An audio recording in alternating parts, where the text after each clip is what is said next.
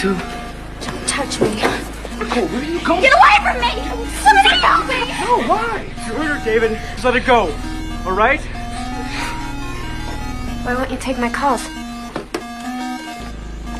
What? The fact that you can stand there and act cool and fine as if nothing ever happened?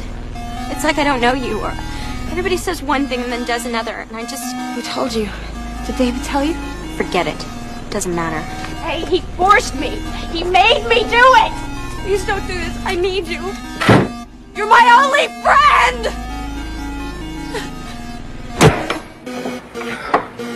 Mr. Walker, sir, I believe I owe you, Nicole, and your entire family an apology. I was just wondering if you'd be so kind as to let me come in for a minute and explain a few things. I'm not interested in understanding you, David.